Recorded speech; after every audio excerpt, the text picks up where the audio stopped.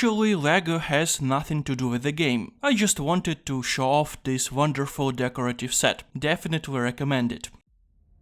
Arkham Knight is one of those games people always talk about. Perhaps the last good project from Rocksteady. Although, from time to time there are rumors about possible sequels, cancelled games and other titles from the studio. Still, the developers haven't been doing great. First, the founders left, then the publisher made them work on the disastrous Suicide Squad. All of this followed by layoffs. None of it is encouraging, to say the least, so we have to talk about Arkham Knight, which was released 10 years ago. This is the final part of the official trilogy. Unofficially, the fourth game, since there are also the Origins, prequel made by another developer. My relationship with Arkham Knight hasn't been the best. I started playing it many times in my life, but always dropped it. First because of technical issues, then I quickly got bored. A couple of times I returned after breaks and forgot how to control Batman. So this is pretty much my first full playthrough from start to finish, even though I've known the key plot points for years. For many people, this installment is one of the best superhero games and the greatest video game incarnation of the Dark Knight. Overall, I tend to agree, but I must note that Arkham is a series where each part has its own unique strengths. It's hard to pick one game as the absolute best. Each of the 4 titles bring something unique. So to fully form an opinion, I recommend playing all 4. Also, I wanted to talk about development history, but there's not much information available about this process. For some reason, Rocksteady didn't make proper dev diaries like they did for previous entries, so I've decided not to dedicate a separate section to that.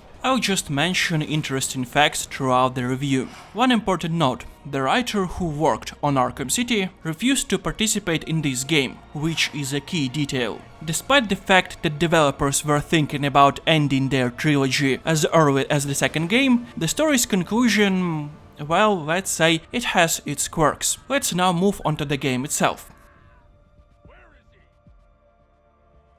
Before we start, it's important to address the technical condition. Arkham Knight had an unbelievably disastrous release. For most part, I'm talking about the PC version. On consoles, it played somewhat decently. Not long ago, the same happened with the Nintendo Switch port. The funniest part is, no matter when I tried to play this game, there were always problems. Over the years, I ran it on multiple PCs, and always something went wrong. This time my main recording software refused to capture gameplay, so I had to use an alternative. Other than that, no complaints. Not a deal breaker perhaps, but it still was one of the reasons why I couldn't finish it before. I recently tried playing Arkham Knight on a PS5, but it's still locked at 30 FPS. Normally I'd be fine with that, but this game is way too dynamic for that to feel good. So keep that in mind if you've never tried launching it. What comes to your mind in 2025 when you hear AAA game? A buggy mess? Ray tracing that just used because of a trend? Terrible design?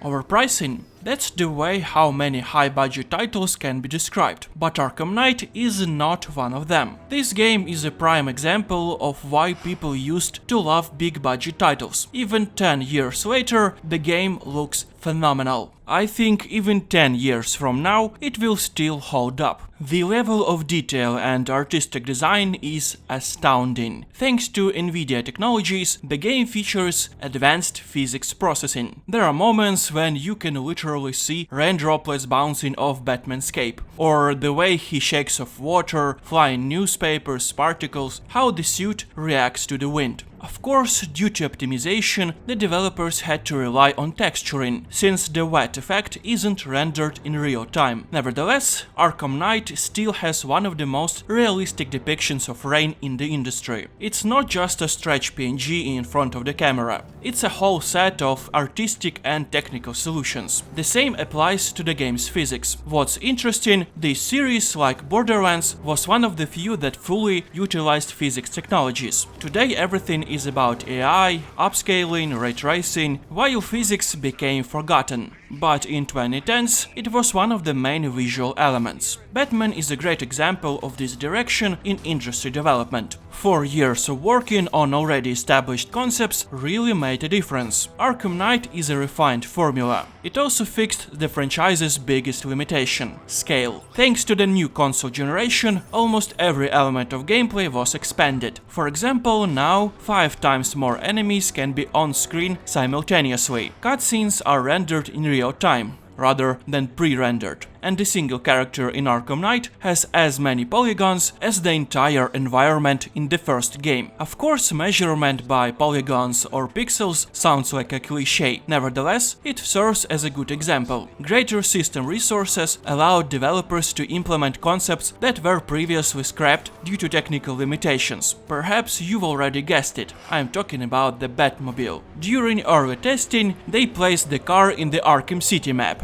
but that world was built purely for gliding and grapple hooking, so Rocksteady had to make a new city with wider streets and taller buildings. They faced the challenge of motivating players to use both the car and traditional traverse system. So they created both horizontal and vertical spaces, organically encouraging players to use every available movement method if they wanted to move quickly and efficiently. I caught myself several times during my playthrough thinking how well designed this was. And above it all, I liked how alive this city feels. And this is pretty strange. According to the plot, Gotham is evacuated at the start of the game, so there will be no crowds. Instead, it's filled with gangs, police cars and thugs. Despite this limitation, the city still feels alive. Arkham City had a similar riot-based concept, but it was too small for my liking. Origins had too many empty zones and spaces. Whereas Arkham Knight combines both ideas and delivers them into a large city that doesn't feel like a ghost town. There are always gangs wandering around, criminals, enemy drones, landmines, side activities. The city looks incredible and feels immersive thanks to the sheer volume of content. There are almost no empty spaces. You're always doing something, always finding something to do. And then there's how non-static the city is. It changes several times during the game. Rain might turn into a snow if you're playing certain DLC, and later in the main story, the city will be covered in a toxic fog.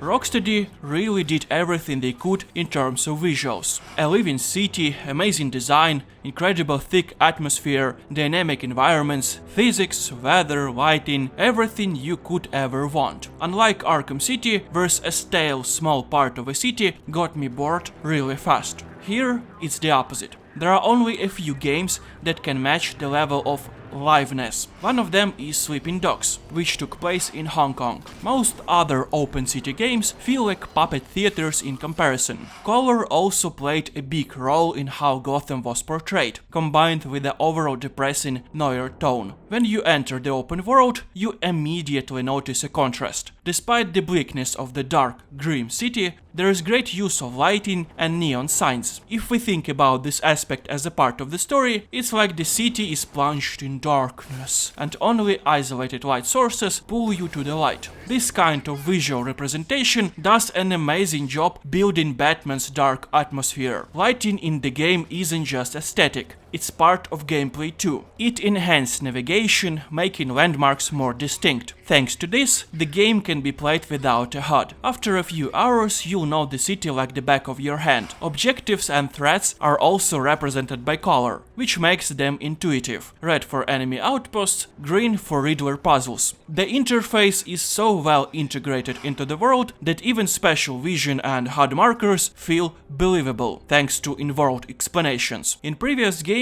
developers made sure that player got the idea of integrated computer into the suit. Still, overall design leans more to a cinematic experience, showing minimal info on screen while still keeping the player informed. Rewinding events, scanning for enemy weaknesses, it all works seamlessly. Despite all of this phenomenal quality, for me personally, one of the best aspects of Arkham Knight is its characters, costumes and Batmobile design. Rocksteady's vision made popular looks that were later used in other games and movies. While character designs in the previous titles were also great, here they look incredibly realistic, partly due to increased resources and partly due to the time developers could spend on refining their ideas. Characters like Harley Quinn and Catwoman look amazing. They stayed true to comic lore, but also added their own touch. The motion capture actors did fantastic job. And above it all, my personal favorites, Batman suits and Batmobile skins. Previous games also had costume options, but they looked odd,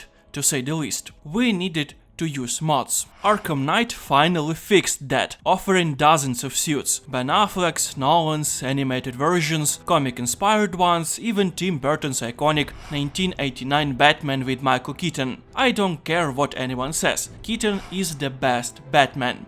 Period. I was delighted to play wearing this suit with the classic Batmobile. And finally, these suits look proper. They weren't just thrown in, they were part of the planned content. Rocksteady clearly cared about Batman and wanted the game to reflect that, and in my opinion, they succeeded. To be honest, it was actually quite difficult to analyze the visual part of this game. The thing is, it's much easier for me personally to review flawed games. You highlight the good, point out the bad, and it creates a balanced perspective. Meanwhile, Arkham Knight is almost a perfect game, visually. The only possible complaint I can speak of is the camera angles during cinematic finishers. This minor flaw was present even in the first game, but it's such a tiny detail it's barely worth mentioning. Arkham Knight is objectively one of the finest examples of big budget gaming. It was built to last. Watching the action on a screen is a joy. When it comes to visuals, all I want to do is list the game's strengths, because there's really nothing else to do.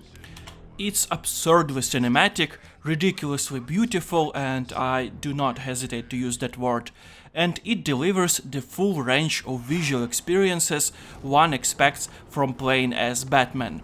Even now, Arkham Knight remains one of the best examples of what AAA games should be.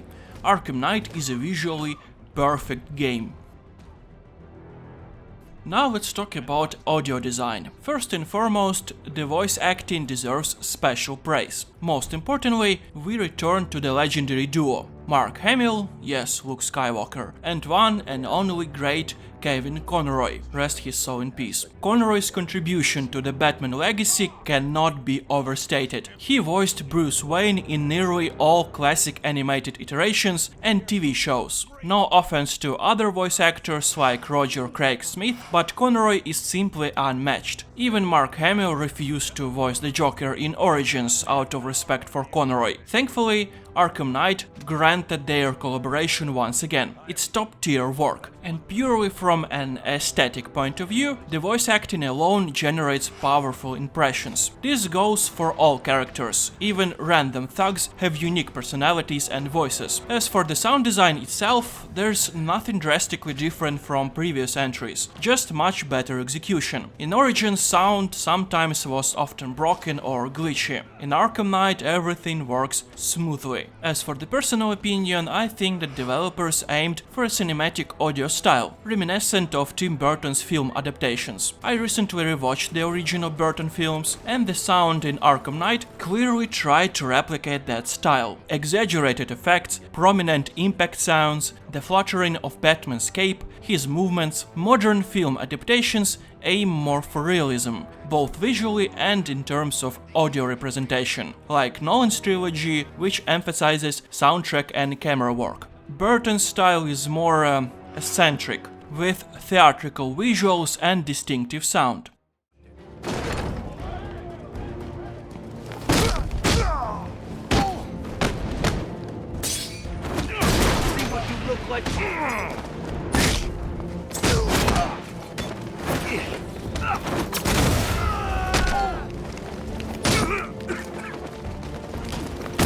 Make this count!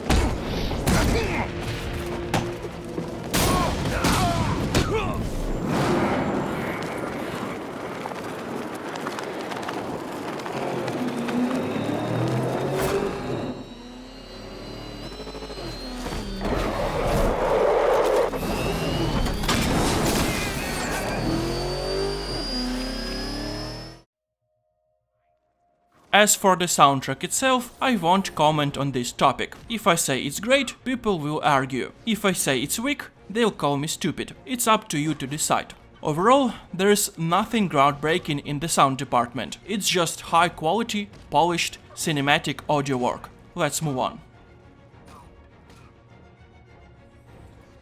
You might be thinking I'm just praising Arkham Knight, but the game has serious problems with gameplay and story. But first, let's talk about the new features and general impressions. Obviously, the biggest addition in this title is the Batmobile. I know some people didn't enjoy this mechanic, but I personally liked it. You're only really forced to use it early on, then during a few puzzles and boss fights. Otherwise, it's just a tool for fun. And if we're speaking about the Batman films, the Batmobile usually was a key element of his arsenal, so it makes sense both narratively and gameplay-wise. Controlling the Batmobile feels good. You can immediately sense it's a heavy armored vehicle with its own physics and handling. Playing with a gamepad gives a special experience. As I mentioned before, this mechanic doesn't overshadow traditional traversal. It fits well into the game's system, more in a form of enhancing rather than replacing. Beyond driving, the car is also used for combat and puzzle solving. At the push of a button, it transforms into a futuristic tank that can fire weapons and use gadgets. You will mostly use it against enemy drones. By destroying targets, you fill up a meter that lets you fire missiles or hack enemies. It's a bit like a bullet hell shooter, constantly moving, dodging and firing back. But the problem is, combat gets boring really fast. There are only a few drone types, too few Batmobile abilities and little gameplay variety. The same way you fight at the start is basically how you'll fight at the end of your playthrough. This wouldn't be a huge issue if it were the only repetitive element, but it's not. More on that later. There are puzzles too, charging generators, using a wrench, scanning or remote control. There are even puzzle races and chases. Also, you can use the Batmobile in melee combat, but due to Batman's no-kill rule, usage is limited to non-lethal rounds and some combos. And basically that's it. All these features are introduced in the starting hours of the game, and then repeated with slight variations. In practice, the Batmobile exists in its own gameplay bubble with its own mechanics. The game clearly separates its gameplay sections. Drive somewhere, clear an outpost, solve a Batmobile puzzle, drive again, shoot drones, fight thugs. On the one hand, it's clean and structured, you know what to expect. On the other hand, it's basically Arkham City with a car. There's little real synergy, aside from the excellent traversal system, where you can summon the Batmobile almost anywhere on the map or launch yourself in style. That's it. Still, despite the simplicity, I liked the new mechanic. They had to do something to refresh the established formula. A fourth round of the same ideas wouldn't have worked. So what about the usual on-foot gameplay? Surprisingly, not many changes. The most welcome new feature is chain takedowns in stealth. Correct me if I'm wrong, but I believe this mechanic first appeared in Shadow of Mordor, where you could kinda chain kills in ranged combat. But the first time proper stealth chain takedowns were implemented in Arkham Knight. It fits so well that almost all similar games have copied it. Ghost of Tsushima, for example. In previous Batman games, stealth was limited. You couldn't easily take out multiple enemies at once. Now you can, and it looks awesome, feels satisfying and is well balanced by a cooldown. Aside from that, there are also other new elements. Drones and turrets. Drones can be hacked if you steal codes from operators, and turrets can be disabled. Meanwhile, enemies have become more reactive. They group up, medics revive fallen comrades, and they start panicking when one of the friendlies goes down. Sometimes you're absurdly limited. Even voice modulator can only be used once per encounter, as you get exposed quickly. Later enemies wear equipment that blocks detective vision or track your movements. The enemies got new tricks, so every stealth section feels more intense. You can't just sit back and pick them off. You have to move, think ahead, set traps. Surprisingly, stealth feels much better now. Why? Firstly, the game gives you all the tools, and secondly, stealth encounters now happen in more open spaces, giving you more freedom. Previous games often boxed you into the specific rooms with a strict approach. Now you can run, glide away, attack from a different angle, there's room to maneuver. In general, stealth not that different from previous games, but the added openness completely changed the feel. I used to find Batman's stealth sections kinda frustrating. They felt like forced puzzles. Now I genuinely enjoyed them. Combat was also enhanced with teamwork mechanics. At certain points during boss fights or side quests, you can switch to other characters, like Catwoman, Nightwing, Robin, and perform joint attacks or combos. Rocksteady realized that a superhero game should feature multiple heroes, even though if it's a minor mechanic, it adds variety. In Arkham City, it was only in DLCs. Now it's available in the main campaign. Otherwise, not many changes. Same counterattacks, same special moves, not much different from Origins or Arkham City. Side quests are similar too. Chains of missions where you track a killer or chase a villain through repetitive tasks. The structure is also similar. Find 17 firefighters, 6 murder victims, 4 weapon trucks, disarm city mines, clear towers and outposts, destroy air drones, collect almost 300 Riddler trophies to unlock the true ending. It all gets old quickly because gameplay doesn't change much. Sure, one outpost is cleared with a fight, another one with the Batmobile. Wow, what an incredible variety. Rocksteady really refined existing mechanics and added driving, but the missions themselves feel more like a 9-to-5 job, but nothing like an engaging Batman quests. The main story doesn't help much. It follows the same repetitive structure, with addition of illogical boss fights. Spoiler alert. Shooting a tank 4 times, just like the last hour with the same casual drones, is not exciting. All of this just to get a lame cutscene. Side missions are structured into arcs, but they were only interesting the first 2 times you played the series. By the 4th time, it simply doesn't work. My main criticism of Arkham Knight's gameplay is the lack of truly unique experiences. Yes, we got a stunning open city. Yes, we got the Batmobile. But these additions were never fully utilized. Instead of engaging missions, we're doing grind. And that's not an exaggeration. It wouldn't be a problem if it happened only a few times. But no, almost the entire game is composed of boring, repetitive grind. Rescue firefighters, clear towers, disarm mines, liberate outposts, collect almost 300 Riddler trophies, protect banks, extinguish the stations. Every time the only difference is the number of enemies. Where are the unique scenarios, the interesting quests, the engaging challenges? You'll see almost all of the gameplay variety within the first 5 hours. All subsequent change is just visual. Even boss fights were wasted. Why? Because they consist of the same repetitive tasks. Shooting tanks twice, punching enemies until a tag team move is ready, and escaping from a giant drill. If not the video, I'd probably would drop my playthrough again. The gameplay formula was polished, it's true. But not only did they fail to add anything new, Rocksteady couldn't maintain the engagement level previous games have reached. That's why I've said before that there is no definitive best Arkham game. The missile knows where it is at all times.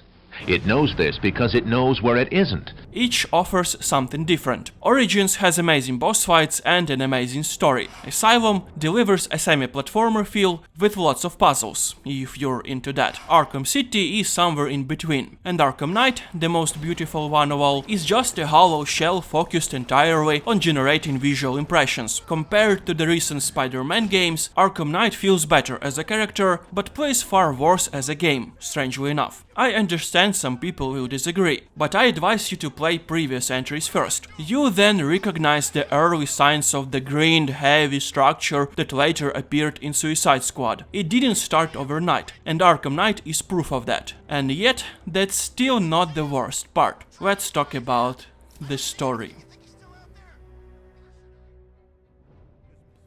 Remember I mentioned that writer that worked on the first 2 games left. Well, that situation had a serious impact. Personally, I never liked the stories in Arkham games, except Origins, but they at least had coherent structure and dramatic arcs. Arkham Knight doesn't even manage that. But before, one note. I won't divide the story section into spoiler-free and spoiler-filled parts. The game is old, most people know the plot. And if you're familiar with the comics or animated Batman films, Arkham Knight's story holds no surprises. Everything is predictable and telegraphed. Still, if you haven't played the game yet, I suggest you to skip this section and move on right to the conclusion.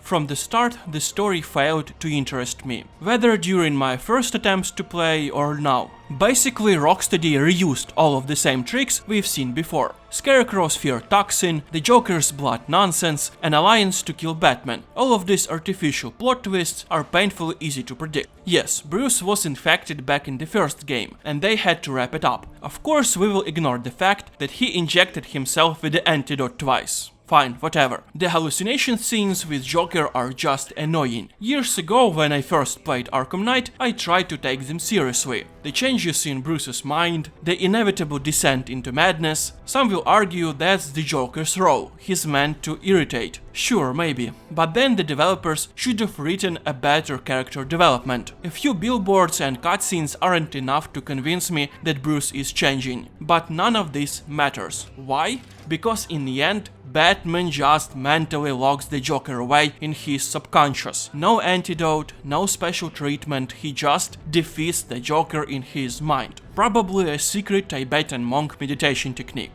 When I saw this nonsense, I asked myself, are you serious? 3 games of story build-up. All of the characters' dynamics between Batman and Joker wiped out in an instant. No consequences, no questions asked, no explanation, and don't even get me started about Scarecrow's toxin that allegedly helped Bruce. It's just lazy writing. As for Batman's true identity, we've already seen it in Arkham City. Rocksteady just recycled it. They threw a few previous story ideas they had into one game and turned it into a bloated, unbelievable mess that's hard to care about. So yes, the Joker annoyed me, not because of his nature, but because it all felt recycled. And now let's talk about the cherry on top. Jason Todd, aka the Arkham Knight. He is an interesting, tragic character. For those unfamiliar with the Batman universe, his reveal is a surprising twist. Though the game draws so many parallels, it's pretty easy to guess. What's the problem then? Rocksteady generally followed the established lore route, but took some creative liberties. This version of Red Hood hates Batman to his core. In comics and animated films, his hate burns from Bruce constantly sparing his enemies, especially the Joker. Here it's because Bruce didn't save him and then quickly replaced with another Robin. Jason felt abandoned. Slightly different motivation, but not game-changing. My complaint is that despite this deep hatred,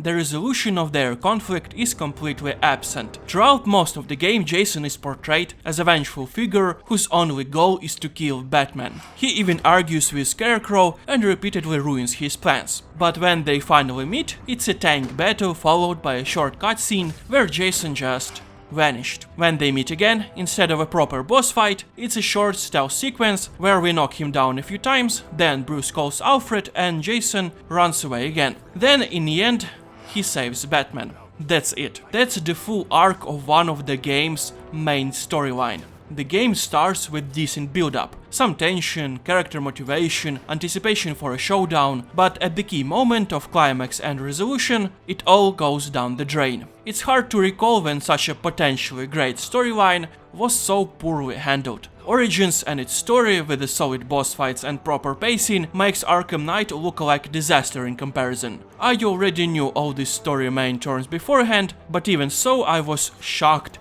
by how badly they were executed. Bruce's madness was wasted, the main conflict was wasted, Batman's true identity arc was wasted. Why? Because we already saw it in Arkham City.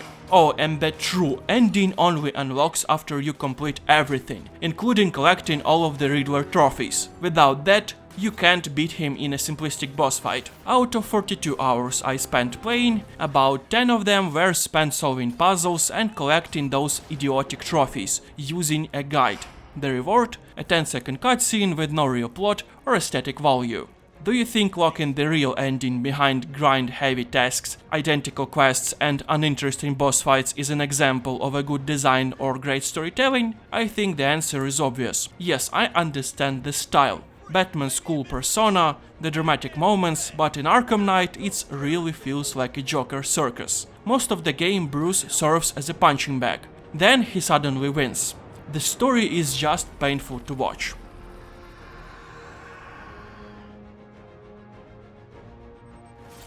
The conclusion will be mixed. To get a proper impression from the game, your perception should be divided into two parts: form and substance. Everything related to form, the visuals, character design, voice acting, sound, the feeling of playing as Batman, delivers an unmatched aesthetic experience. These are executed at a level few studios can even dream of, and still serve as a benchmark of quality today.